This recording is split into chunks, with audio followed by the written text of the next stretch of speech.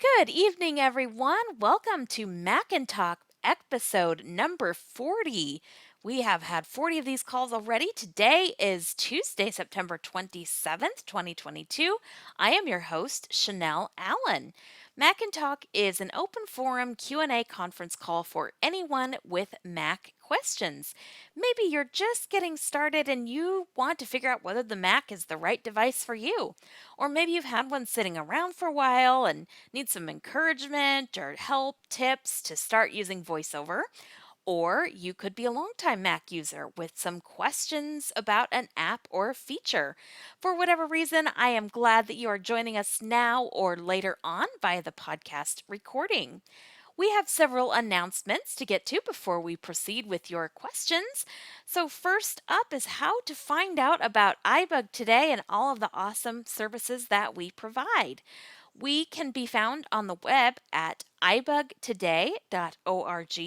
There you may learn more about us, who we are, what we do.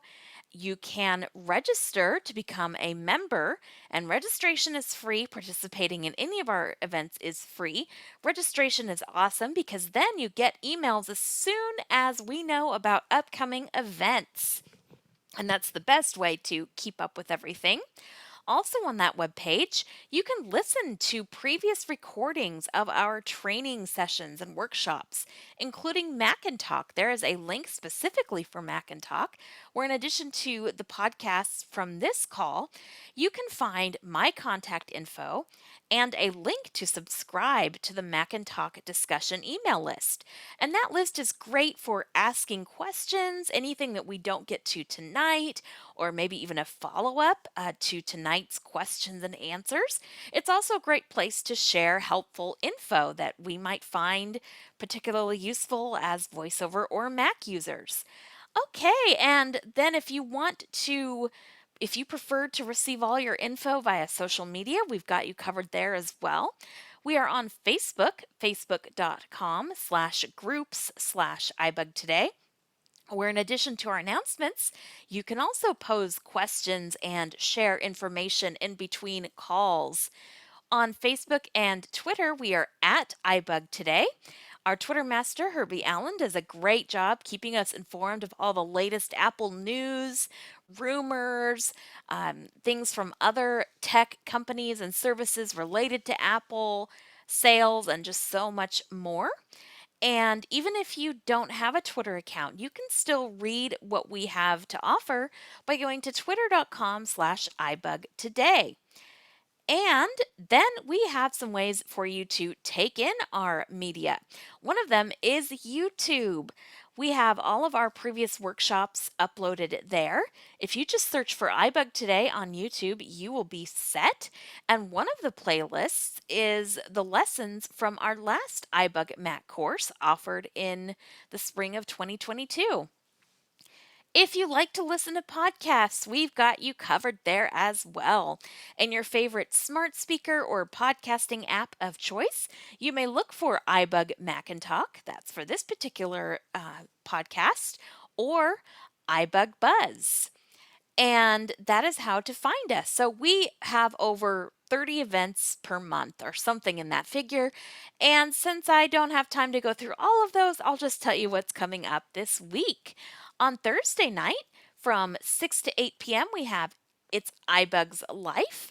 And the topic is everything, including the kitchen sink. This is facilitated by George Batiste. And all of these events I am mentioning take place on Zoom. You can use the same Zoom ID that you use to get into Macintalk, so it's a one and done, one for all thing. On Friday, we have iBug Night at the Virtual Movies, beginning at 7:30 with a pre-movie social. There's trivia, there's just fun times, jokes, whatever. And the movie at 8, and this week's feature is Seven, the movie Seven. And then after the iBug night at the virtual, or after the movie's done, there's a discussion. And I believe on Saturday we may have iBug Unplugged, and we don't have the details for that yet, but that typically takes place at around 8 p.m. Central. So just be sure to stay tuned for those details. Every Monday night, we have an awesome call, iBug Buzz, and that is for any of your iOS, iDevice, iAccessory questions. We would love to have you. That takes place from 7 to 9 p.m. Central. And then next Tuesday, we'll have iBug Mac Buzz on Clubhouse. So it'll be the mini kind of an hour long version of this call. Okay, that is all of the announcements that I can at least think of. Now is the time for us to get to know one another better. Just a minute, I will have you say your name, where you're calling from, and if this is your first time joining us on iBug. So I'm Chanelle, I live in Houston, and well, this is my 40th iBug call.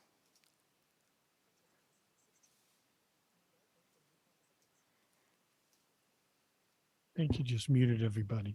Oh, okay. At least that's what it said. Okay, let's see. I'm not muted. Yeah, okay. People can Hello, unmute Pete. themselves. Yeah. Yeah, Hi. this is Pete. Hi, Chanelle. This Hi. is Pete. I'm in Florida. And did you say this is your 40th iBug Yeah, call? I said welcome to episode number 40 of Mac and Of Talk. Mac and Talk. Yes. Wow, congratulations. Thank you. So Hey you've been doing guys. this 3 years and so many months, huh? Yep. Okay. So one at Mm, a time. Sorry about that. I all right. didn't mean to throw that wrencher in. So who was just asking me that question? Kathy Long from Pennsylvania. Welcome. Glad to have you Yes, here. thank you. This is not my is- first time. Okay. This is Brad. I'm in Dallas, Texas. Welcome. Hi, it's Judy in Connecticut. Hi, Judy. Glad to have Hi. you. Hi. Congratulations, Chanelle. Thank you. Yeah. Lisa and Porter. Hi, Lisa. Glad to have you too. This is Joe in Long Island, New York. Welcome. This is Londa in Harrisburg, Pennsylvania. This is my Welcome. first Mac and Talk, but I'm in the Mac class, so it's kind of not my first iBug. Okay, great. Well, we're so glad to have you. And this is Sarah Harris, and I'm from Fresno, California. And this is my first Mac and Talk, but I'm also in the iBud class right now. Great. All right. Hi, this is Paul in Columbus, Ohio, and this is, I think, my first iBug Mac. I was on one of the other calls, but I don't believe it was this. Okay, welcome. We're glad to have you. Hi, this is Mary. I'm in Austin, Texas, and I think this is my first Mac and Talk, but I'm also in the Mac training class, and it's great. Great. I'm glad to have you too. Hi, this is Candace from Virginia. This is my first Mac and Talk call, but I'm in the Mac class. Awesome. This is Bumi from Toronto. Hi, Boonmi. Welcome. Glad to have you back. Thank you. Julie from Ventura, California. Hi, Julie. I think maybe you came here once before. I think Well, so. Okay, well, welcome anyway. We're happy to have you.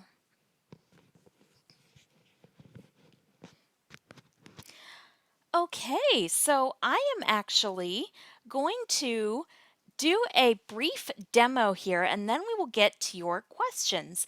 Last week in my class, we were talking about the voiceover utility, and it's kind of complex. There's lots of categories there, but I didn't actually get a chance to show people my favorite feature. And so we are going to talk about how to go to the VoiceOver utility and create a keyboard command and keyboard commander to adjust your speech rate. Some of us were just now talking about how in that speech rotor you can adjust the voiceover language, but no matter what you do in that speech attributes rotor, there are so many keys to press. You basically have to hold down VO, Command, Shift, and then the arrow keys. And so it would be much easier if you only had to press maybe 1 or 2 keys. And that's where voiceover commanders come in. The process of adding a command is similar whether you're using the keyboard commander, trackpad commander, numpad commander. Basically, a commander either extends the functionality of voiceover or allows you to have a different way of performing the same voiceover task. So let's go to the voiceover utility. I'm going to 65, increase 70, my 70, volume a little 80%. bit in case it was too low. And so now I'm going to go to my voiceover utility by pressing VO F8. Opening voiceover utility. Voiceover utility. Voiceover utility. Window. Utility categories table. General. Selected has keyboard focus. In this table, I am just going to press the letter C to get to commanders. Commanders. And now I am going to VO right arrow. I did not interact in the table, so I don't need to uninteract. Trackpad selected tab 1 of numpad tab 2 of 4 keyboard tab 3 of 4. I will press VO space on keyboard. Selected. And VO right. Quick nav tab. Enable keyboard commander checked checkbox.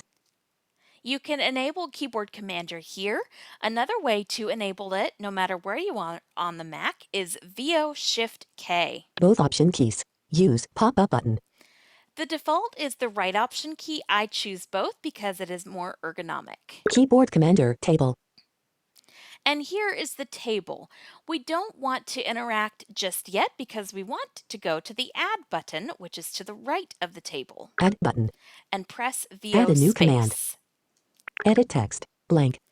Here, I'm going to type in the number 1.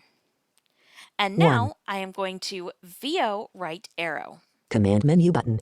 VO space to select the command menu button. Menu. And these are all of the categories of the voiceover commands.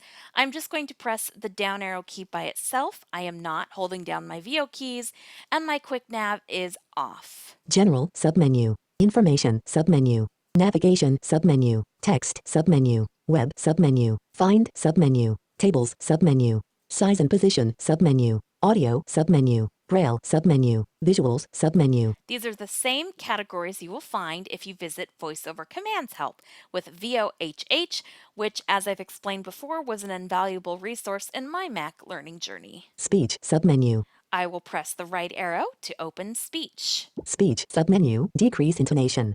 And Decrease pitch. I am looking for decrease rate. Decrease rate. Here it is. I will press enter to select the command. Decrease rate menu button. Now, if I VO left, Keyboard key 1. and then VO right, Command decrease rate menu button. that is the current row that's in the table.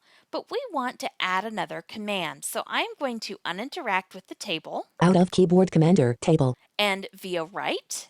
Add button. And press VO Add a new space. command. Edit text. Blank. And I'm going to type the number 2. 2. And I'm going to VO right. Menu button. Press VO space. Menu. This time I'm going to type the letters SP for speech. Speech submenu. Right arrow to open the submenu. Speech submenu. Decrease intonation. And I'm going to type IN. Increase intonation. And at least now we're on the categories or the options for increase. I will press the down arrow key. Increase pitch. Increase rate. There I pressed it twice. I'm pressing enter. Increase rate menu button.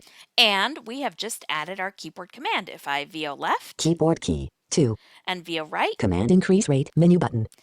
I personally find it easier to adjust the rate using this method, easier in that there are less keys to press, but also I find that there is a bit less of a delay. There's more of a delay when you press the VO command shift and then use the arrow keys. And so we can just see what's in this Keyboard table. key 2. I can go down arrow. 2. Actually, we want to uninteract Out of with this keyboard particular commander command. table. Add button. Add a new could, command. well, actually, there are more commands in the table, but we can look at them or not. But let's go ahead and press Command Q. Finder. Desktop. Ibug alias. And alias. now I am going to press Option 1. 45%. And again. 40%. All right, maybe there's a bit of a delay between when I press it and when we hear. 35%. But there's not that much of a delay. Now I'm going to press Option 2.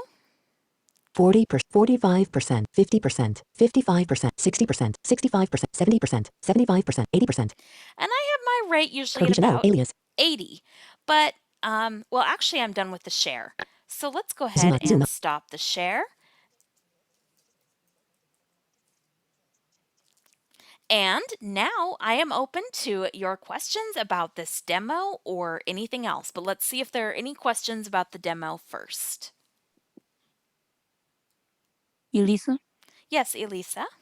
so you opened it, but you did the VO keys, correct?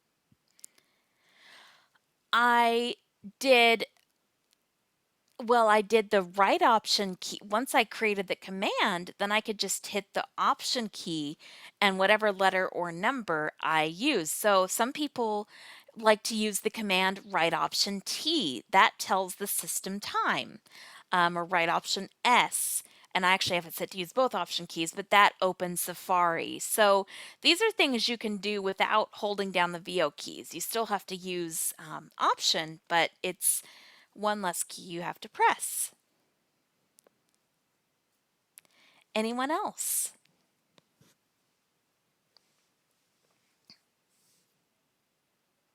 This is Brad. Yes, Brad? So just to review, you set up a keyboard commander. So number row 1 will decrease your speech rate, and number row 2. That's very good. Okay. Very simple. Very nice. Yeah, and I have 3 to decrease my volume and 4 to increase my volume. So I basically, for voiceover, yeah. Voiceover volume. Yes. So my other question is, do you really use speech rate 80 all the time? Yeah. 7, well, actually, no. Okay, let me take that back. The purpose of creating that is maybe I'm in an email or something where I need to pay more close attention to the words. Maybe, you set it to 80 so you can kind of browse through things quickly. But then if you want to really pay more close attention to something, rather, I can decrease it to maybe 70.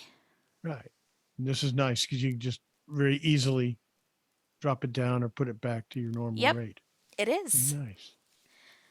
Yeah, I said that in my practice this morning, but then I forgot to mention that. So thank you very much. All right.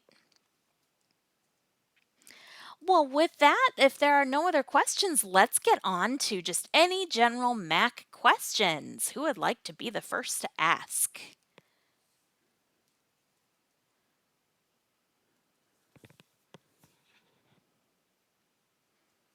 This is Pete. Yes, Pete.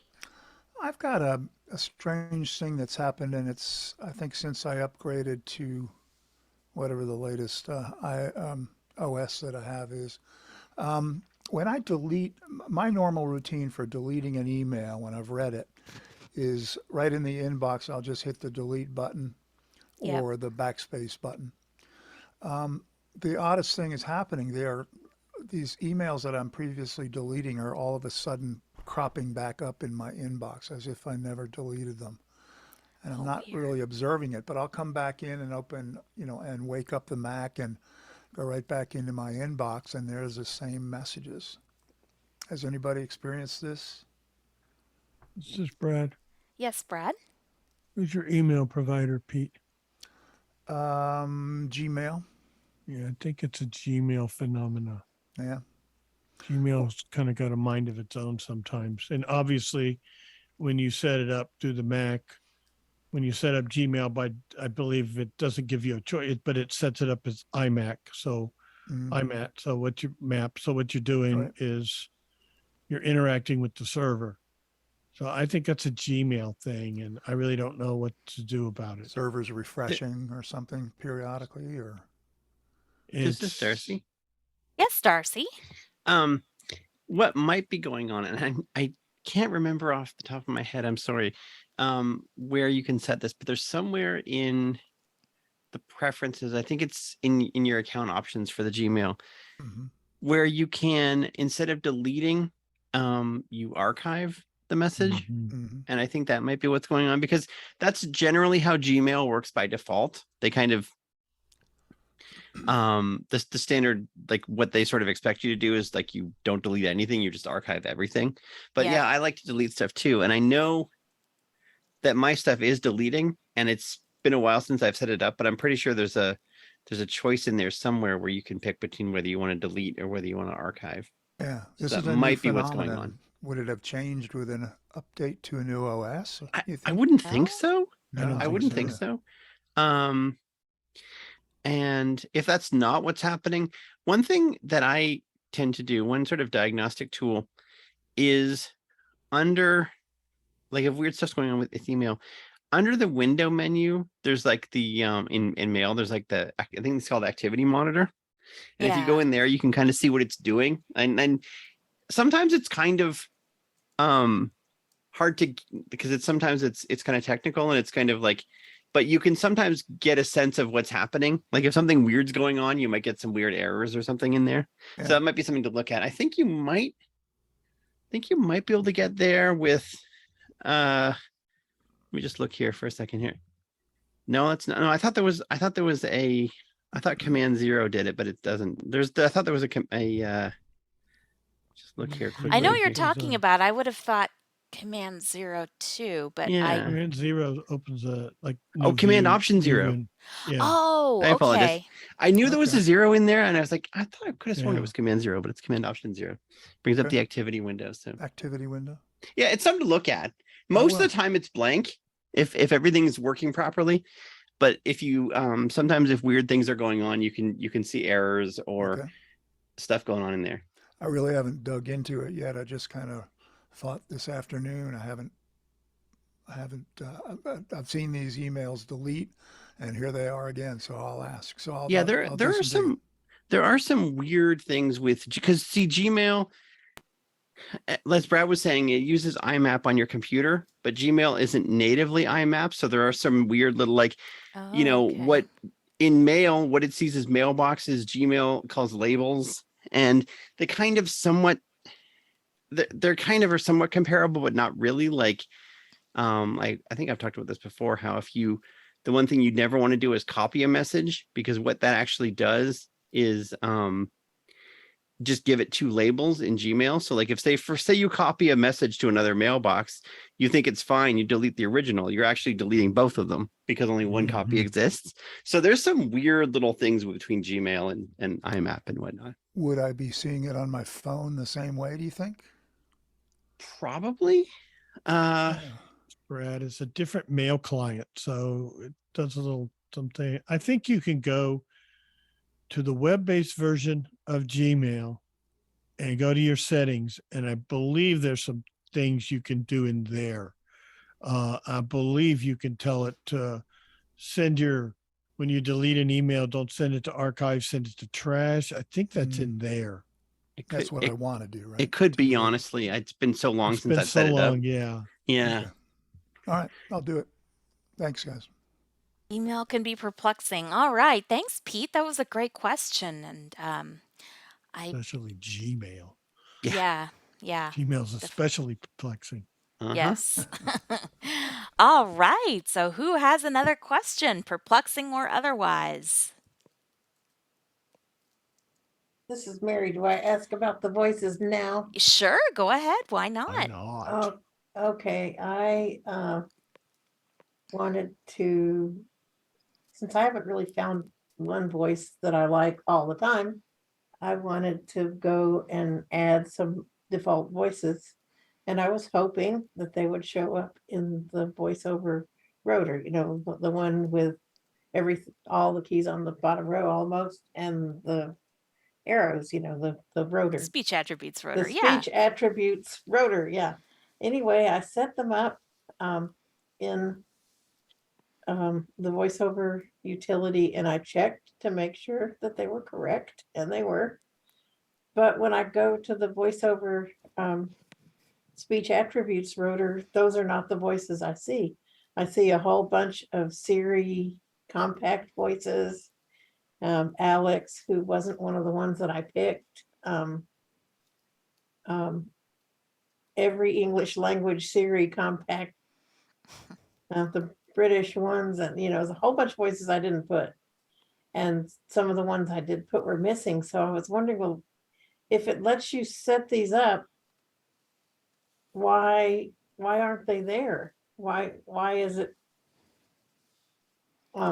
apparently setting them up in the voiceover utility doesn't have any bearing on that speech attributes rotor? All right. Can anyone shed some light on this?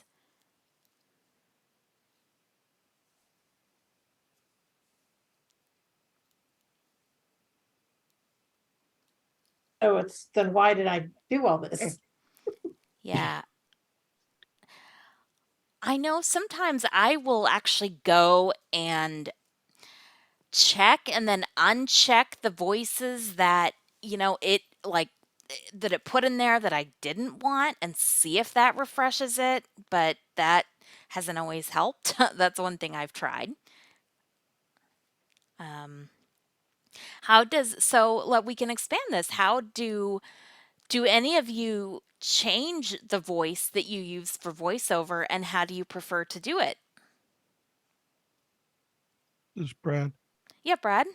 I very rarely change my voiceover voice, but I always do it through the voice attributes rotor. I have played with, Alex and Nathan and some others, but that's usually it. And I can also change between the setting automatically change depending upon language or whatever the proper verbiage is for that. I usually don't like that one, but there has been a funny bug, at least on my 14-inch MacBook Pro with Monterey, that it doesn't, for voiceover, doesn't speak well in that rotor. And I tend to change my voiceover volume a lot when I'm in Zoom and things like that. I lower the volume of voiceover, so it's just, I hear it, but it's not as quiet. So anyway, if I leave my voice on just Alex or Nathan, I don't get voice when I change the rotor so much. But I find that if I set it on Alex, leave it on Alex for a few minutes, then go put it back on, automatically change depending upon language, then it works well in other settings. So anyway, that's getting off the topic, but that's just a Monterey thing. But I just I tend to use the voiceover, the voice attributes rotor for these things. Okay. All right. Does anyone else have feedback, or does anyone change your voice actually in the voiceover utility? This is Darcy.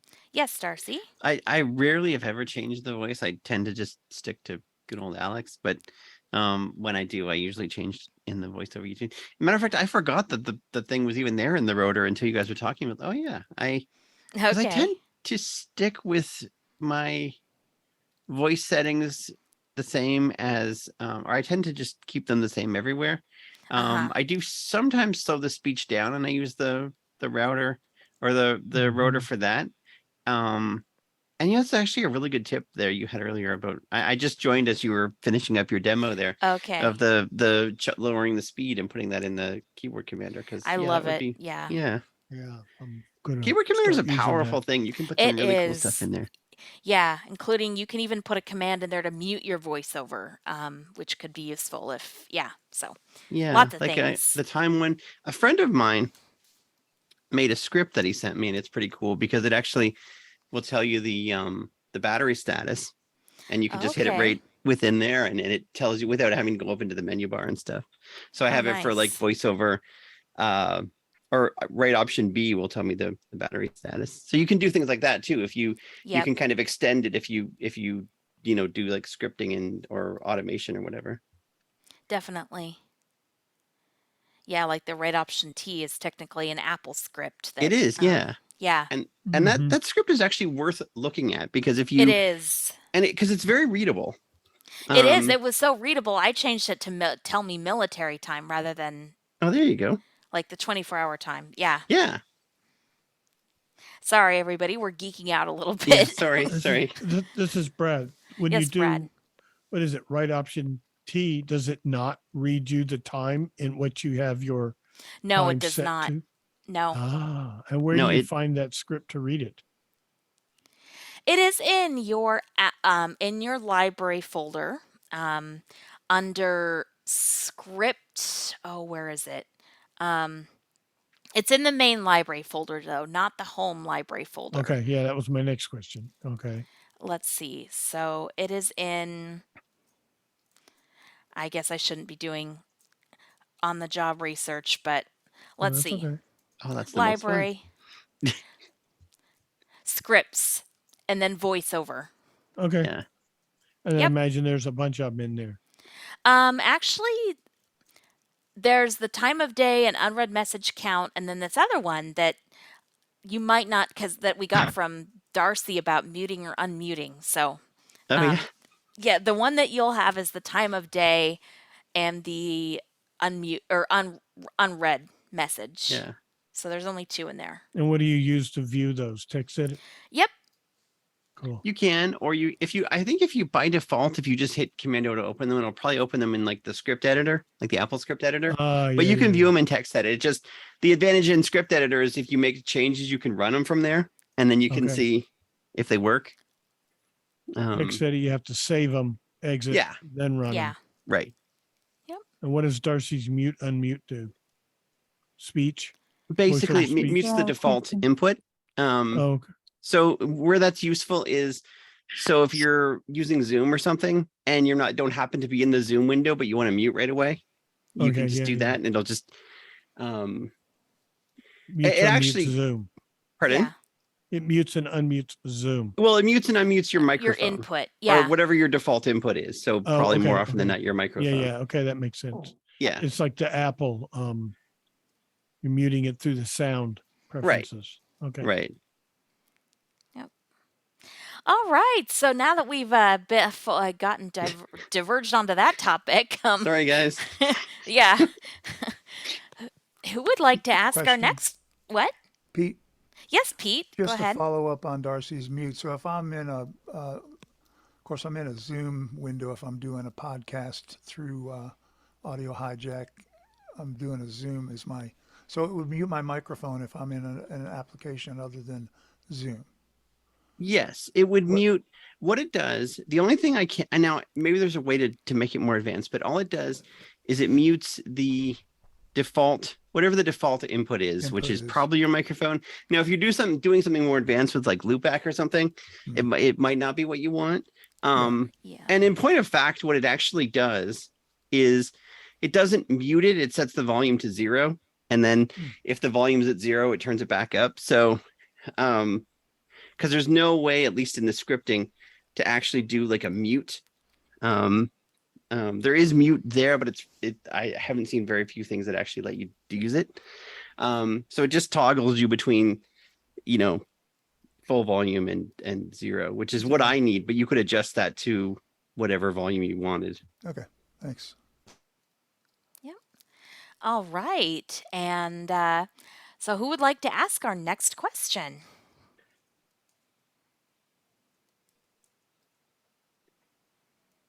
This is Londa. Yes, Londa. Here we go. There is actually a way in these Zoom settings to set a global mute and unmute hotkey. And I Yes, there is. I can't remember. Okay.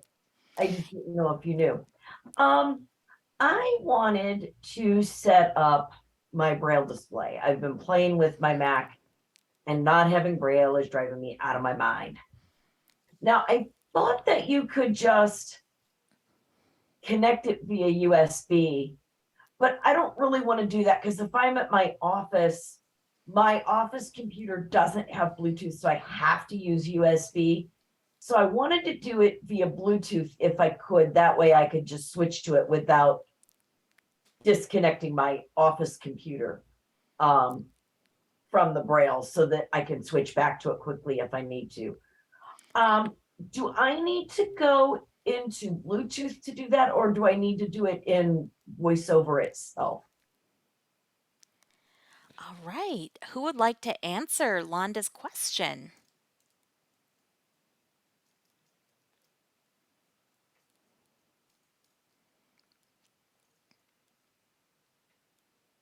Okay, well, I can answer it.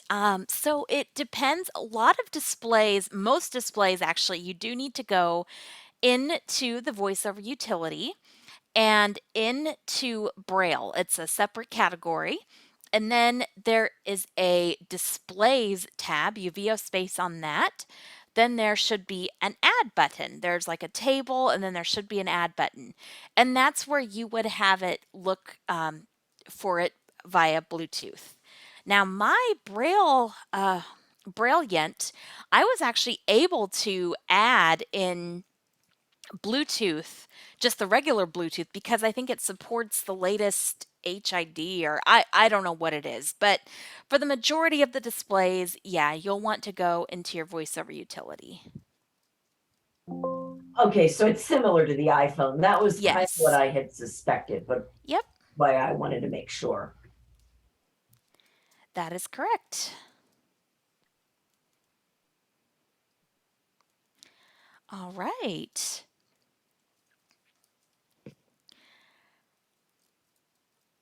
Does anyone have another question?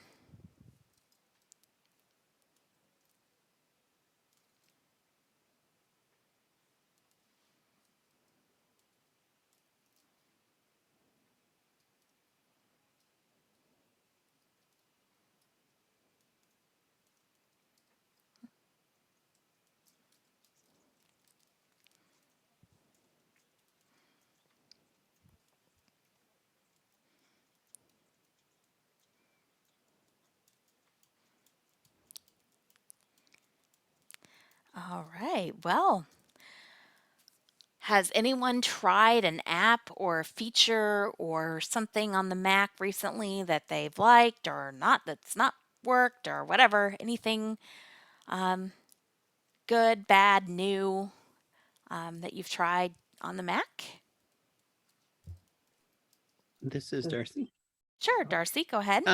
What I think I did talk about this maybe last on a previous thing, but I have been sort of transitioning away from 1Password, and I've been Right, you using the mentioned built-in password stuff, and I think I pretty much have everything moved over, and it actually works pretty good. I was actually surprised at how well the conversion process went, and it does seem to, when going to websites and stuff, and where it will autofill your passwords and stuff, it does work pretty well. So I've actually been pretty impressed with the built-in password facilities of Mac OS. Like when I first got Great. 1Password, that stuff wasn't there yet. So now that it is, I'm pretty happy with it. Awesome. Are there any areas where it doesn't work, or have you found Well, it pretty much? one of the things that 1Password can do is it can keep track of sort of non-password related things like Right. your software registration keys and stuff Yeah. like that. And I just took those, and I had to do it manually, but I just took those and put them into a numbers spreadsheet. And the reason I went for the numbers spreadsheet is just because it's really easy to say if I want to just moving over to the cell with like the registration key, I can just hit Command C to copy the whole thing and then move and paste it over. And because I thought about using like a text edit document or maybe a notes document, but the spreadsheet seemed to work there. And otherwise, and I actually did use some because I wondered about notes, because I did have some secure notes. And what I did, and what I actually didn't know, because I've done very little with the Notes app, either on the Mac or iOS, and I didn't realize that it also had secure notes, and you can make secure note, like password protect notes and stuff. So things that I had as secure notes in 1Password, I've moved to the Notes app and made them like password protected notes. So Okay. yeah. Nice. This is Brad. Yes, Brad. I was going to say, when you're using Keychain, make sure you go into your Apple ID settings and make sure Keychain is checked. on all your devices. Yep. And that way it backs it up to iCloud and it shares it across all your devices. If you have, more than one Apple device, a Mac, or more than one Mac, or iPad or iPhone, and it shares it. And if you get a new device, when you sign into iCloud, all that stuff is readily available. No application to install or anything. It works very nicely. I've been using it for a while. Yeah, one of the only thing, now that I think about it, one of the only issue that I had, and this is really a minor thing and doesn't come into play a lot. One of the things you could do with 1Password is you could have a password work from more than one website, and where that most of the time that doesn't matter, but where it did for me was I had like Amazon.com, Amazon.ca, and Audible.com. They all use the same login stuff and like the same, two-factor. So I could have that as one account, and it looks like in the 1Password thing, because it has where the website is, it's a table, but it doesn't look like you can add additional things to it. At least if you can, I haven't figured it out. So I have to have separate things, which, like I said, minor thing, but it is something that, the 1Password could do that this, if it can do, I haven't figured it out. This is Brad. It seems to me that it saves it under the website address. Like it would save it under Audible, it would save it under Amazon, and it would distinguish between Amazon.com and Amazon.ca. Yeah. But that's fine. The only thing that made it tricky was I have like the two-factor authentication codes. So just a matter of like copying the information and into more than one thing. It was doable, but just a little tricky. Seems like it Brett, takes a don't you little get bit a of new work. two-factor code every time? No, yeah, but you have the two-factor like the key or whatever that it has, so it can generate the codes for you specifically. It's the same one for all the different Amazon services. So it was just a matter of moving that to. So if I ever have to get a new one of those, it will be more of a pain, but it's doable. And like I said, there aren't many services that have more than one, website. True. But just Amazon's sort of the exception there. This is Mary. Yeah. Yes, Mary. I'm not the kind of power user that these guys are, but I noticed that I had to, last week this was, I had to update my password for some reason or other on the Zoom website. It didn't carry over into the app, and I had to actually go and paste it in. And that same thing happened to me with the PayPal app as opposed to the website. I don't know whether it was that I did something wrong or what. It wasn't that big of a deal, but it seemed like kind of a lot of trouble.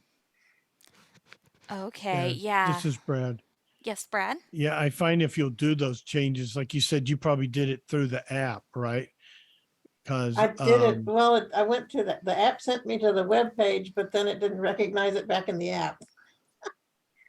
Yeah, well, I did mine. I got an email from Zoom telling me I needed to change my password, and if I didn't do it in 24 hours, they were going to do it for me. So I did it, and I clicked on. I was on my Mac, so I used the link they sent me and opened a web page in Safari and did it that way. And then, of course, when I was done and was about to leave the page, is when I got the prompt. Do you want to save this new password into your keychain? I don't know why it didn't. Usually it does it right when you. Yeah, but sometimes I don't know, but it doesn't. did it before I left. I started to close the page and it prompted me, and I was like, "Yeah, please update it." Yeah. But you're right. I had to go to the Zoom app on both my Mac and my iOS device and type in the password. That's probably a function of Zoom, that they're not accessing the keychain information. It's not a keychain thing, because I have others like my Southwest Airlines app will access keychain, American Airlines, and others will access the keychain. So that's a Zoom thing. That's where some things will let you use one password, you can just down arrow when you're on your Mac sometimes, or you can even, pull up like the Correct. one password mini vault and then at least find the Yeah. password and copy it. It's a bit harder to pull up those passwords in iCloud keychain. Says Brad. That's why you want to be careful when Safari, for example, on your Mac or even on your phone, will suggest what it calls a strong password. And I've had something do that once. It was something I was doing for an accessibility project, and they had me go to this website. And I said, sure, let Safari pick a password. And then I needed to log in, and I couldn't access that information. Mm-hmm. And the only thing I could do was click the forgot password and change it. And I created one that I could remember and said, gotta be careful with that. Cause you sometimes, can do it. mhm, Yeah, strong password is a lost password sometimes. This is Darcy. Yes, Darcy. I had actually had that. I was able to on the Mac, because you can actually go into under system preferences. There's a passwords thing you can go into. Yeah. And you can go in there and you actually can copy a password into the clipboard. There's a way to do that. However, I could not make that happen on iOS, which I know this isn't an iOS thing, but I could do it on the Mac, but on the iOS, the only way I could do it was go into edit and reveal the password and then do the thing where voiceover, copy the last phrase deal. Which ideal, like, I mean, that shouldn't be how you have, there should be a better way to do that, obviously. But yeah, you can do it on the Mac in the preferences. And I think that, preferences passwords and the Safari passwords thing are I don't know if they're exactly the same, but they look very much the same. I don't know if they have all the same features, but yeah, they might be. Yeah. This is Brad. And where are you finding it? Passwords under system preferences? Yeah, it's new. I think it's new in Monterey. They added a passwords thing. Oh. Yeah, I think you're right. I think I've seen It's that. If very, I yeah, go it's a there. great big old table that's you have to unlock the thing. Oh yeah, it's like one of the categories. Oh, you're and- right. It sure is. I had never Yep. noticed that. Yeah, Because I've always found it in Safari. Yeah, it's in both places now. And whenever you go in there, you do have to unlock it. So if you have the Touch my watch ID just or your tapped watch me. or whatever. Yep. Yeah. Yeah, just like in Safari. Has it been there the whole time there's been Monterey? I think so. That was a new Ah, feature in Monterey. I can't believe I'm just now noticing that. Pete? Yes, Pete? Are you talking about in the passwords section in your settings app on iOS? You had trouble with that, Darcy? I did. I couldn't get, I needed to. Well, I have, I've gone in there and seen a concealed password, which is all your Yeah. asterisks. If you do a double tap and hold, it will reveal a copy. Okay, I bet I didn't. Task in kind of your system menu, your context menu. Okay. And then Brad, you just there's also an edit double button tap. in the upper right corner that'll do the same so thing. we kind of want to be careful Yeah. because this says, we want to I know. just leave it to Mac. But but I'm seeing in this preferences, you can actually import your passwords. Yeah. That's what I did from 1Password, because you can have 1Password export your passwords. Okay. But now what it will do, you have to be careful, because if any of the fields are missing, like if let's say you have a password and for whatever reason there was no URL associated with it, it won't import that one. So there was some sort of manual after I imported them. I then took that because it keeps it as a when you export your passwords, it's a CSV file, which you really don't want to keep around very long because that's all your passwords in like clear text. So not a good thing to keep on your computer. But I did import that into a number spreadsheet, and then I kind of went through it and figured out, okay, these passwords didn't go through for whatever reason. So there was some manual things involved, but actually, going from one system to another worked surprisingly well. So I was happy about that. Okay, stuff for me to think about because I know mine's going to renew here in a couple months. And I've got to think about the trick thing is though I do use it on Windows and what? Yeah, that's so you probably because true. the sort of stumbling block for me was I've heard anyway, maybe, and I won't, but like it's kind of strange on 1Password 8 has its issues on the Mac, but I've also heard it's Yeah, had some serious issues me accessibility too. wise on iOS. And they basically said 1Password 7 for both systems, they say like they're not guaranteeing it's, you know, support on future OSs. Okay. So you kind of have no choice but to move. And so I figured this would be the time, especially since also my account was renewing next month. So I figured this would be the Okay. time to Yeah. and by the way, if you do decide to not to renew 1Password, they actually don't delete your data. What they do is it just freezes, and Okay. you can go in, you can't change anything. You can go through and you can read stuff, and you can't like autofill things anymore. So you can still get at your data if you decide to let your account lapse. So you won't That's good lose to your know. data or anything. Okay, that's good to know. All right. Well, we've learned tonight about scripts and about 1Password. So, does anyone want to give us ask a question about anything simple or anything? Talk about a Mac app you've recently used or anything. Whatever Mac topics you have, we are here to discuss them. This is Brad.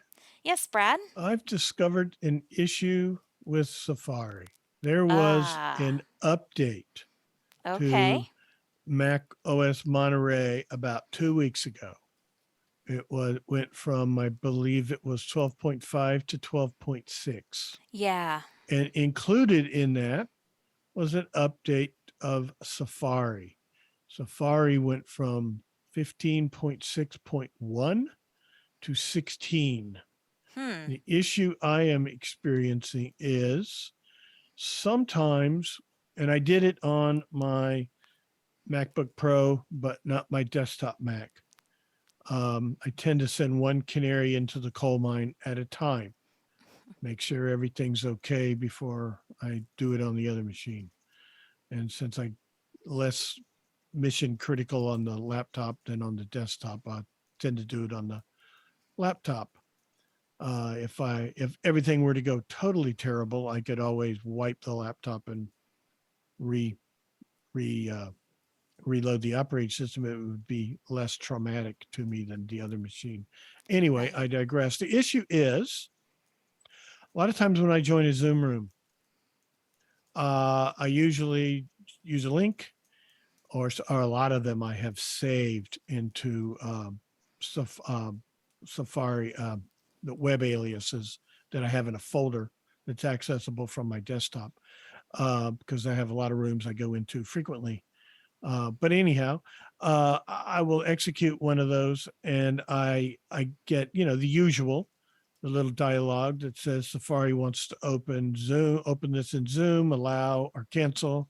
But sometimes before you get to that, you get a page in Safari about, it's a Zoom page, and it says something about Zoom, and then there's a big open, go to room, a big button in the middle of the page, and you can navigate to it easily. But I'm finding that when I VO spacebar on that button, nothing happens.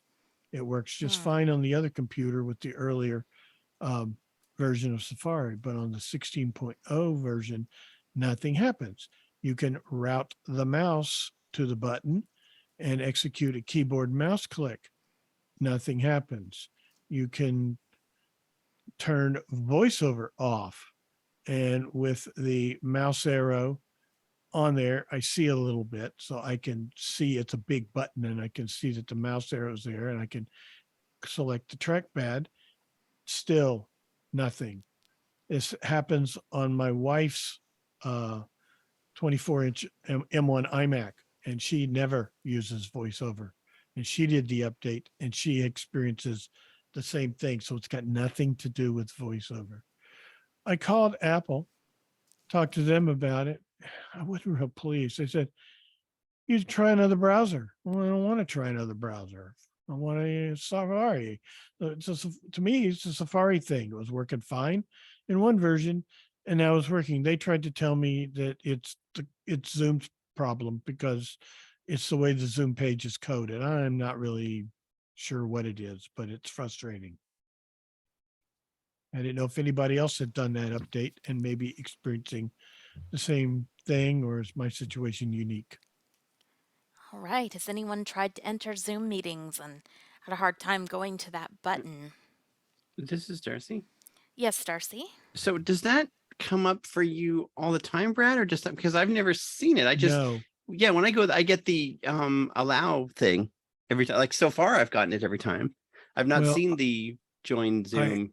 I get it. I don't have a problem with like the iBug room.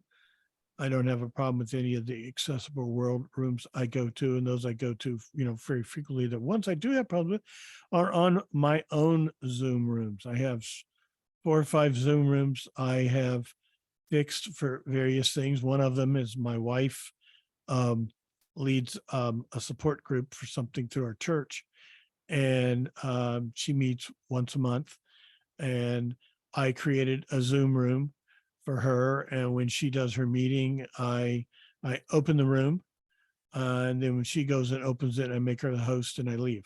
So I have created both a web alias on my desktop to open it, and I created one on her desktop so she can just quickly open it.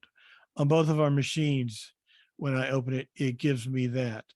I have found that on mine, I just go to the Zoom and go to meetings and find the meeting and hit the button that says start meeting.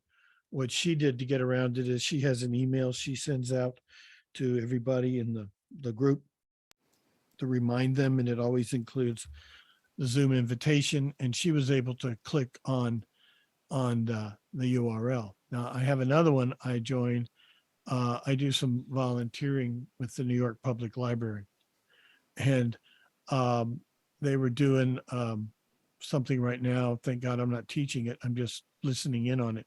But they've been doing a 4-week thing on Google Docs. So I created, and it's a unique one. It's not the usual web room, but they created a special web room for this. So I went to it. I said, okay, I'm going to be going to this every Wednesday for the next few weeks. So I created a web link, a web alias for it. And then I deleted the email. I learned don't do that because the web alias I created gives me that thing. I can go into it on my other computer.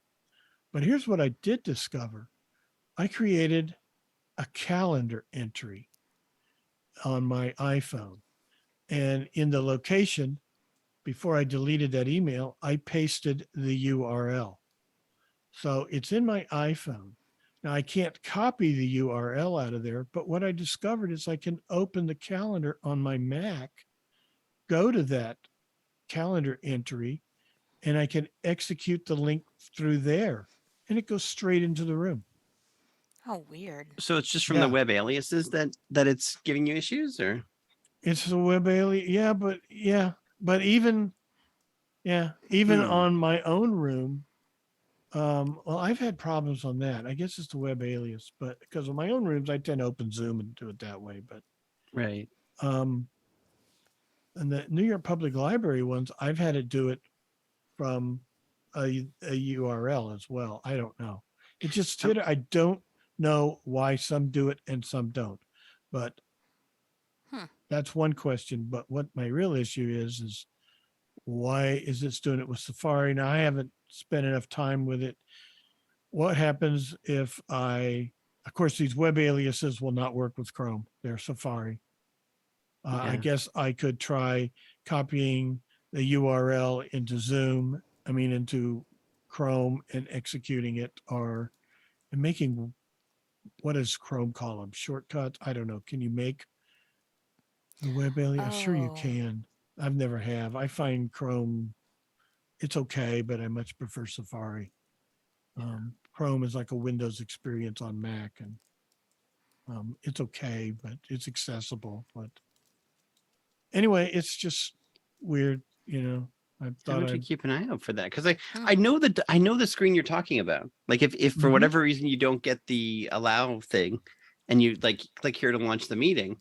I have Yep. seen that before, but I haven't seen it in a really long time. So I'm curious to when it does come up again, if that's the case, because I see it. I see it frequently on some things. So anyway, it's strange. I wasn't real Yeah. pleased with Apple. Oh, well, use another browser. No, that's not the. yeah, It's your browser. That's the problem. I want you to fix it Yeah, today no and kidding. push an update tomorrow. No, Yeah. that's not going All to happen. right. So anyway, Has I'm afraid to. My other machine keeps prompting me to update my OS, and I'm like, I don't want to update it. yeah. So another reason to not let things do those automatically. You want to, Nope. but you can't go backwards. If you do an update and there's a problem, you can't go backwards. So it's a That's where problem. it can be useful, though, to make sure if you're not going to have automatic updates that you go into advanced options and ensure that at least you'll get Mhm. security updates. Yeah. Well, that's what this was. It's a security update. Well, Well, no, they called it a there's like security patches, update to there's the like OS. malware. Yeah. There Right. actually are different things. There are Yeah, you're right. security. I know. Yeah. I wish Safari, it's integrated into the operating system, and you can't just go to the applications folder where you'll find Safari and just delete it and then go copy Safari from the other Mac and paste it in the, it doesn't work that way. No, you can't do that anymore because the way that they've done it now, it doesn't. When you look at your hard drive, it shows up as one volume, like Macintosh HD or Right. whatever, but it actually is two separate volumes. There's Mhm. like your data Okay, volume yeah. and there's the system volume, and the system volume is read only. You can't touch it. Now, I mean, you can. If you turn off like system, you can if you really want to, but they really don't recommend you do that. Mm-mm. No. And it's probably not worth it. Like you don't want to start messing around with just start copying things from different places because you could end up having issues with incompatible versions and stuff. And Yeah, definitely. All right. Well, I hope Apple comes out with some sort of fix or we figure out some sort of workaround. Because that's annoying. I have not had any meetings where that's a problem, but I just go mainly to ACB and iBug meetings. Has anybody else, I guess, since no one's spoken up, no one else has had a problem with this particular At least it never issue? happens on all the ACB links. no, those seem to work just fine. At least the No, ones Yeah. I've it's been never to. happened over there. If they're just Quit. fine. Yeah. This is Joe. Yes, Joe. Is the meetings in question being recorded? And if so, are the recordings happening? Like, has the recording started already? Like, on the Windows side, there was like a similar issue where you join a meeting. If the recording's already started, then the dialog box to The got it button the dialog. got it button Yeah. wouldn't focus wouldn't go there, and you'd have to tab around to kind of find it. Use F6 Oh, will bring it up. Yeah. so No, it happens before you even get to that point. Hmm. Once you get, it's not a problem, but it's, it's before you even get there. I've also seen when I've done webinars where I'm a speaker, where there's an again, this is on the Windows side. That's the only times I've even seen remotely any sort of interaction issues as far as keyboard interaction. Well, this one doesn't even work when a sighted person is able to use a mouse on it. Okay. It's something in Safari, or as Apple told me, it's the coding of the Zoom web page. You need to let them know to fix their page. Yeah, that's Oh dear. yeah. That's, Which it that's could be. That's I mean, an obfuscation. I guess it could. It possibly could be. I need to test it on other browsers first to make sure before I would point the finger at Zoom. Yeah.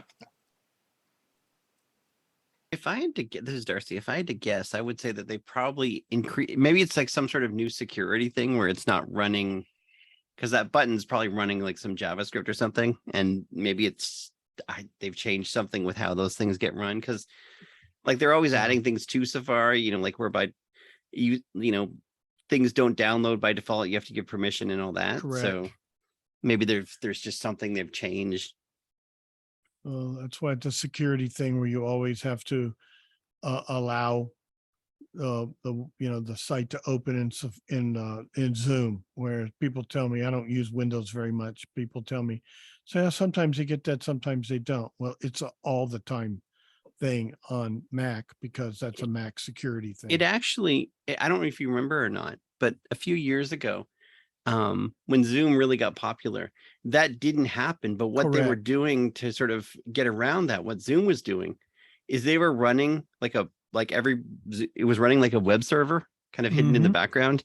And so it could get it because you're going from a local web server, it wouldn't do that. But then obviously all the security people said like, yeah, I'd rather my computer not be running a web server, from Zoom. And so they got rid of that. And then now there's that permissions thing. Or Mac did something to prevent it on Mac, whereas Windows didn't. Yeah. I don't know where exactly what it was. I don't remember, but I remember reading about it. Yeah, and there then was this a thing lot started of on Mac. Mhm. And This for a is long Herbie. time, it wouldn't allow Mac wouldn't allow Zoom to automatically update. I think it Yes, does Herbie. now, but One thing I've noticed, well, first of all, again, another plus for the Mac, it cares more about security, but I actually wonder if Windows does some kind of security check just because I do Zoom on both. And the one thing, like when I first did the Mac, got used to Zoom on the Mac and I was using it, I was like, I have to deal with this stupid allow button. And then I noticed though in the end that Windows, even though you don't have that, it doesn't save any time because like there's this little delay before it connects. yeah. And That I is thought true. that is interesting. So I wonder if it does some kind of security check or something in the back because it is not an instantaneous connection. And so it's Yeah, like good question. in Yeah, the end, 'cause it's not a time saver. And I thought, find that really interesting. I remember the first time I used Zoom, even before I read about this thing, I remember, and I clicked on a link and all of a sudden the Zoom app just opened. I'm like, how are they doing that? Like, how is that happening without it asking me first? So that's what they. First time I used Zoom, I was at a conference 2017, 2018, and the presenter knew it was in CSUN. The presenter knew there was lots of vision impaired or low vision people. So he sent everybody, he had the email address for everybody who'd registered for the workshop. He sent us all an email with this link. Here, you'll be able to get my PowerPoint on your screen. I didn't know what it was. And I said, okay, cool. So I clicked on it. Next thing I know, I'm viewing, I got the PowerPoint on there and I can see a little bit. So that was kind of nice. Later on, I realized there was this thing on my computer called Zoom. I had no idea where it came from. I clicked on that link. It automatically downloaded and installed Zoom instantly. And that was my first experience. I really didn't know what it was. I didn't even discover it for several weeks afterwards. And you certainly can't do that anymore. No. No. This is Pete, just for an anecdotal follow-up. Okay. All of the emails that I deleted twice before this meeting started are now back and haunting me in my inbox. Oh no. Oh no. Oh It's just man. really weird. You can't I'm kill gonna have us. to do some Pete. investment. That's right. It's like That's it's from a exactly what they're movie. You telling me. can't kill it. Yeah. That's You right. try to kill it, it only makes it stronger. Dear. It's got to be Yikes. something on your Gmail. I'd go look at the Gmail website and see in your Gmail.com. settings. There's got to be something Yeah. in there. Yeah. This is Herbie. I was thinking the same thing. I don't even know what the original issue was, but if emails are coming back, that's telling me that there's an IMAP syncing issue between your email client and Gmail or whatever mail server you're using. It's Gmail. Gmail.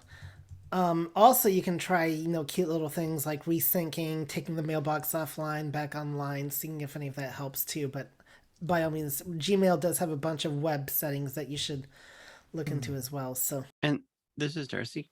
The other Yes, thing, Darcy. and I think this is sort of along the lines of what Herbie was saying. I think it's in one of the menus that I think it's under mailbox. There's the thing that's like rebuild mailboxes. Yeah. And that will often fix weird things like that. It can take a little while sometimes, but it will often fix. So that might be something going on too. But I would check the Gmail website first, and then because you're dealing with, like we were saying before, you're dealing with two different things. You're dealing with both, mail on the Mac, and you're dealing with Gmail. So it's hard to figure out, where the culprit is. Definitely. All right. So, do we have any? We've been talking a lot about Zoom. We've been going, to passwords, email, a whole bunch of things. But does anyone have any other questions? This is Mary, but I want to let's see if somebody else has something first before I ask All this, right. since I already have.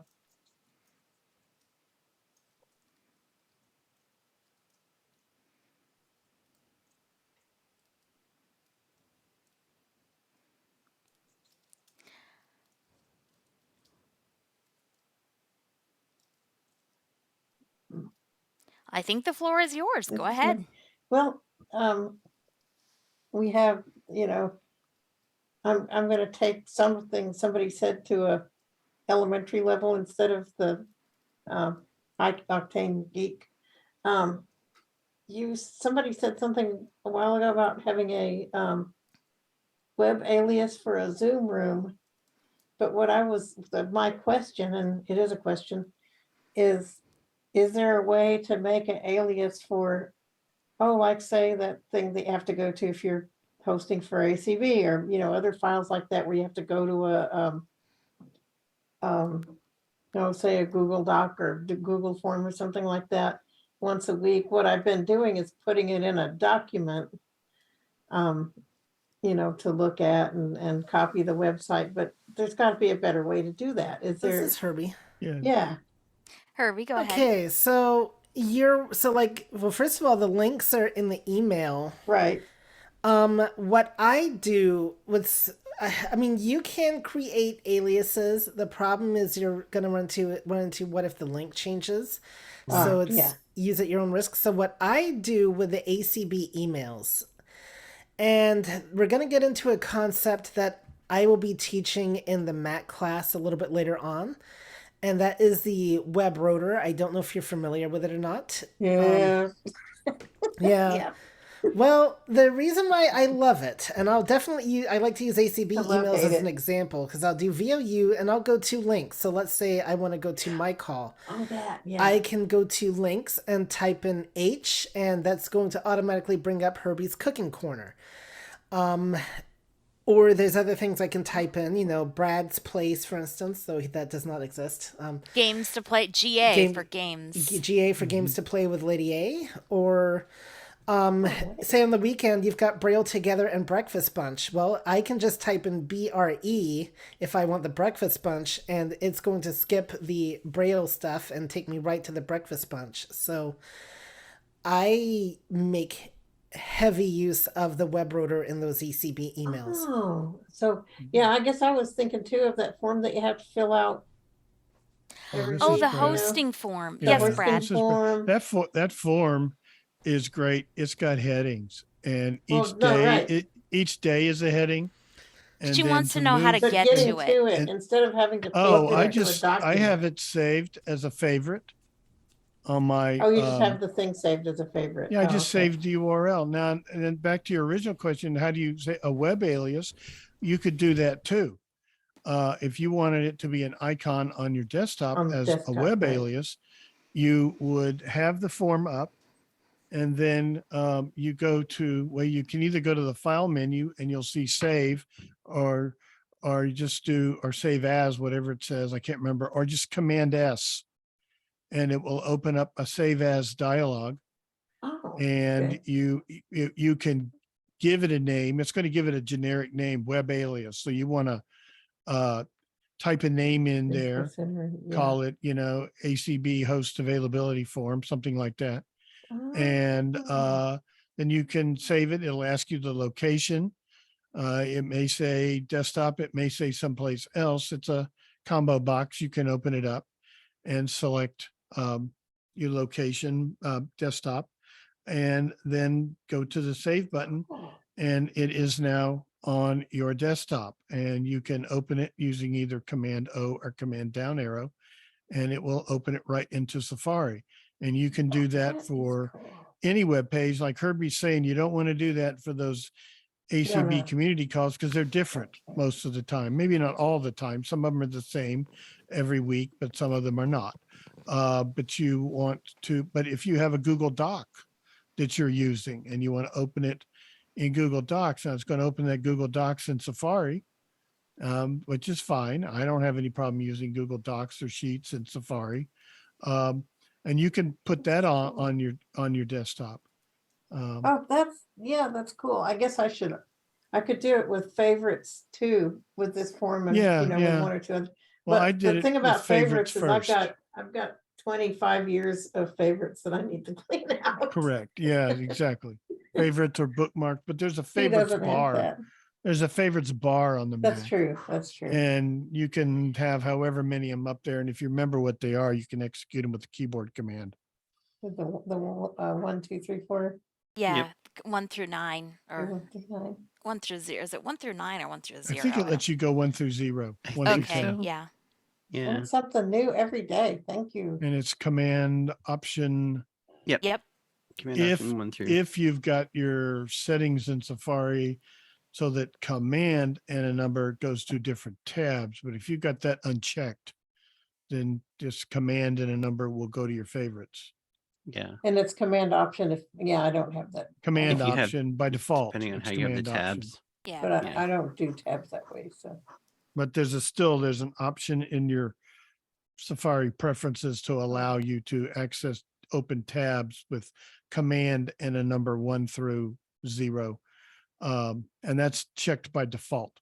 So Yeah, whether we'll or get not to you that when we use get them, to it's when we there. talk about Safari. Make yeah, sure but we. you learn something new all the time. Yeah, Thank I you. know. That's cool.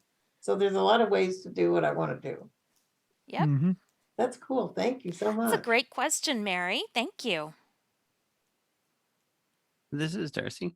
Yes, Darcy. That's really, it's funny talking about learning something all the time. I knew about web aliases, but I never thought of using them that way. So that's really cool. That's another thing to think about. Yeah.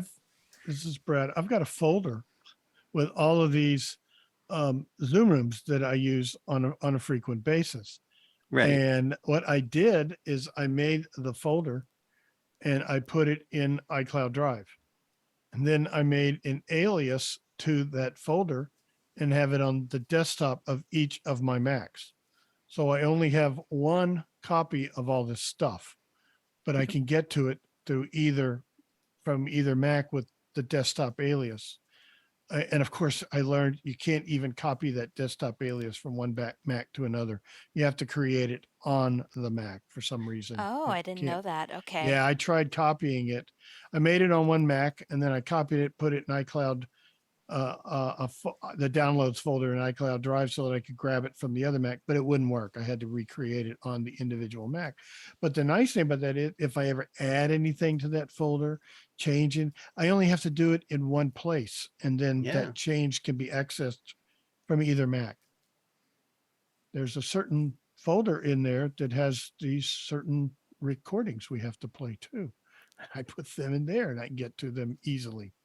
Yeah, definitely. There's all kinds of stuff, you can access. But anyway, yeah, it's a nice little power tool. Yeah. This is Pete. Yes, Pete. Brad, why can't you just open the original folder from your iCloud Drive on each of your Because that's one more machines? step. Yeah. I could do a keyboard command, but I have it on the, it's on the desktop in the top right corner.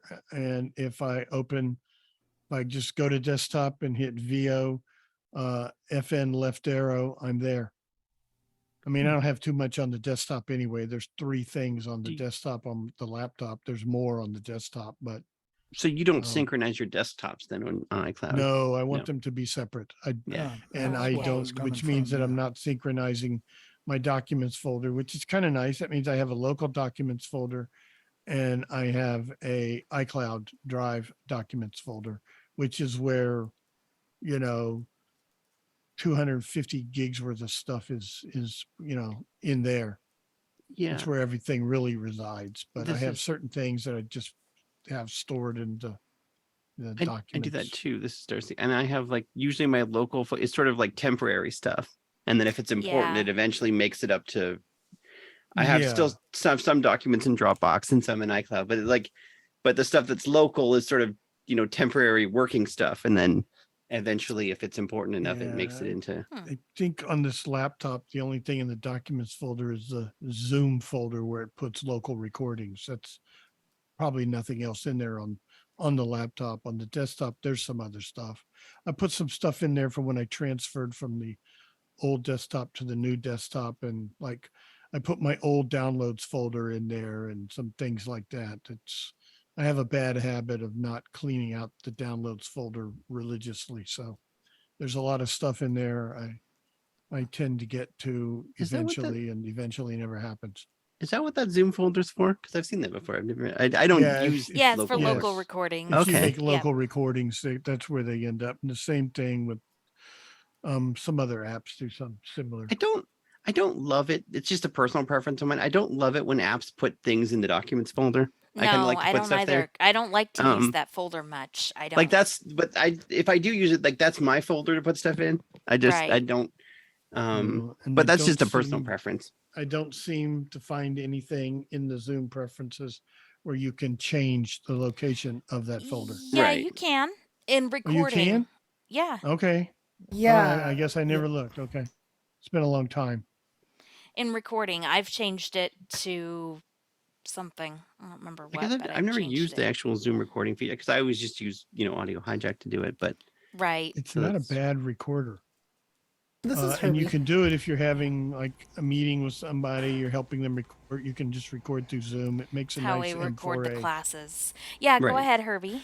One thing I was going to mention, though, that I personally prefer the cloud recording feature a little bit better just because, which if you have a basic Zoom account, you can't make use of. But the advantage with the cloud recording, let's say something happens, you lose internet or you have to switch devices or whatever, well, you don't have to worry about what's going to happen to the recording because it's going in the cloud. So I still definitely, local recording is good because you have immediate access to it, but I do prefer that aspect about the cloud recording is it's going to work for the duration of the meeting.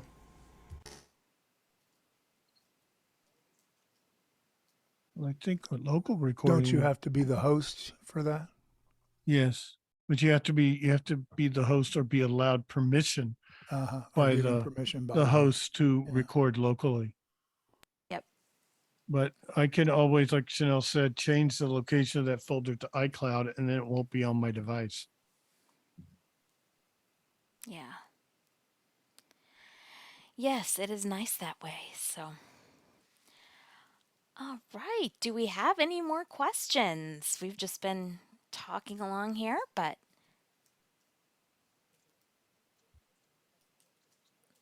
does anyone have a question?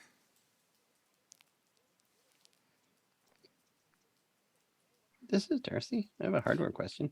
Okay, go ahead, Darcy. All right. So, little backstory. I had a Thunderbolt dock that I got when I bought my computer, and it had all the different ports and everything. And I came back home on Sunday, went to use it, plugged my computer in, turned it on, and it came on for a second, and then it came off again. And then I heard a buzz, and then I heard a pop.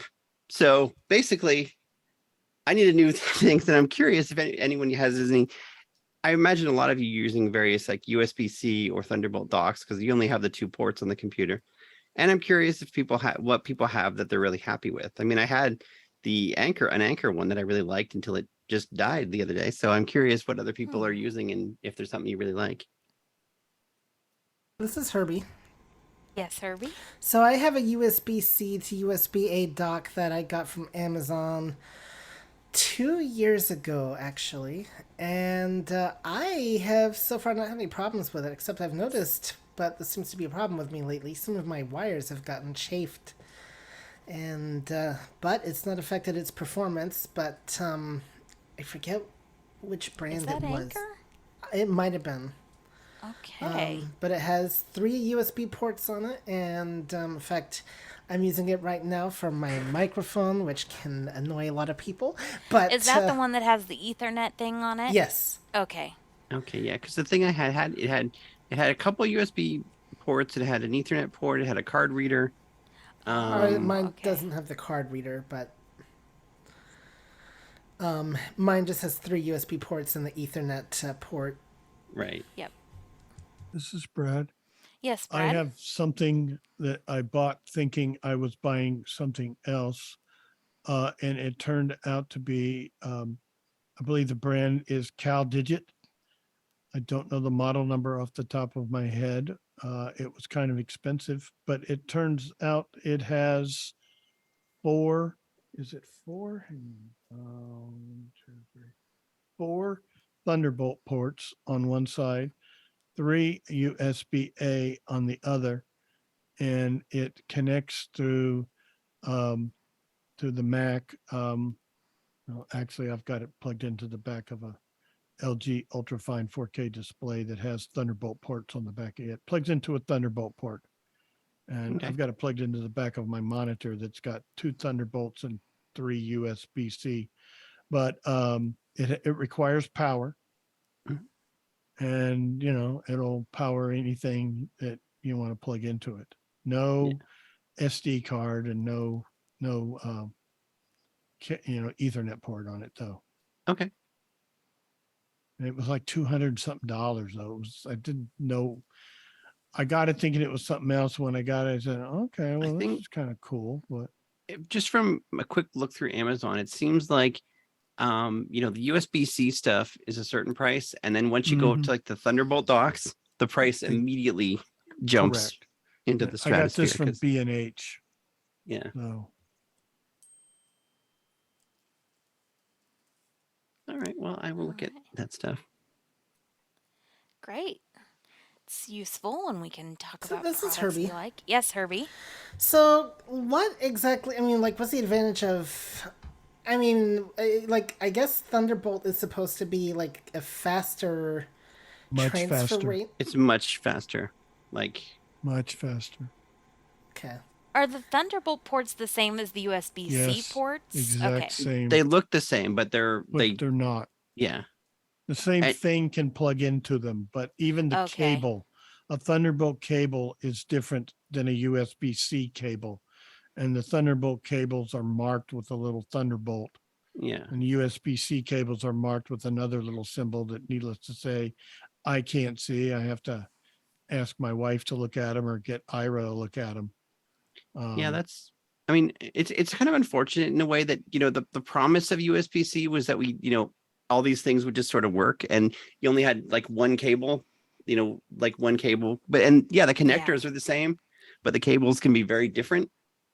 And there's a lot of specialized hardware even inside a Thunderbolt cable, but it is a lot faster. I've learned that you can kind of tell the difference in a Thunderbolt cable from a USB-C, because a Thunderbolt cable feels sturdier. Yeah, they're very And thick. if you've got what came with my monitor was a 6-foot Thunderbolt and a 6-foot USB-C, and the Thunderbolt cable, 6-foot Thunderbolt cable, is noticeably heavier. Is the USB-C connector the same as the regular Yes. Lightning? No, it is not No, the same. As the old Lightning, okay. If you they feel feel it similar. Yeah, but if They you do, feel but- the end of it with your fingernail, the Yeah, USB-C has a I little think opening. I've tried and one Lightning and the does other, not. and it did not connect. Yeah. Yeah, it's a little bit thicker too. It's a little Yeah, I think so. but they're very similar. They both have in the sense that you can put them in both directions, as opposed to the old USB cables. But they're not the same. Is the cable that comes with the laptop to charge it, is that a USB-C cable, or is that Thunderbolt? It's a believe so. USB-C. Yeah. Okay, If you got what your 20, what do you have? 2017 MacBook Yes, Pro. that's a USB-C cable. Yeah, okay. Yeah. All And right. like the new 14-inch MacBook Pros come with a MagSafe cable, but they can still be charged Yeah. with any USB-C cable. And Okay. that's then what I there- do when I travel. I don't disconnect this cable when I leave the house. I have a USB-C, and I got a little 65 watt Amazon basics charger that I bought, and it's nice and small. And Oh, nice. I wrapped up the 6-foot USB-C cable and the charger, and I have one of those little foam beer koozies, and they slip right inside it very nicely, and then it keeps it all together in my backpack. Oh, that's a great idea. Yeah, you always just- get those things for That is a free great everywhere. I got idea. one from like my haircut place. Even just for sitting on your desk or something.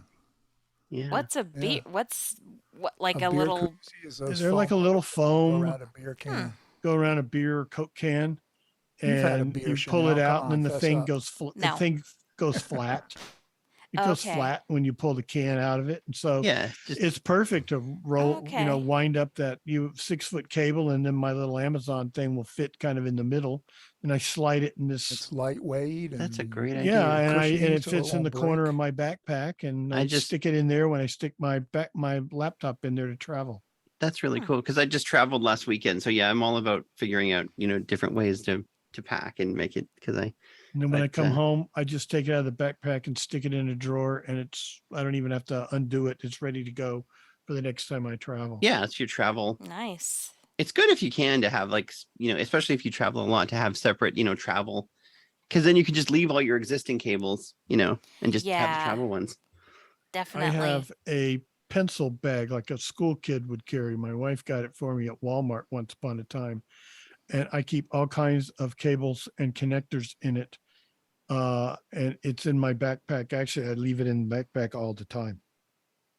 Yeah. As I also have a little Anchor 5500 milliwatt amp hour. I think that's what it is. Still USB charger Very cool. that I keep All in right. there. And it doesn't weigh much at all. And I started doing that when my iPhone 10 was on towards the end of its third year, and the battery didn't last long. So I would always carry that thing with me. Yeah. Okay, it sounds like we could keep talking about chargers and things for a while, but this call has come to an end. So thanks everyone for being here, and we will see you. I forgot to look up the date for the next Mac and Talk, but it will be the 4th Tuesday in October. So we will see you then. Have a good night, and thanks for coming. Thank you. Bye, guys. Yep. It was fun. Bye. Bye. Thank you. Bye-bye. Yep.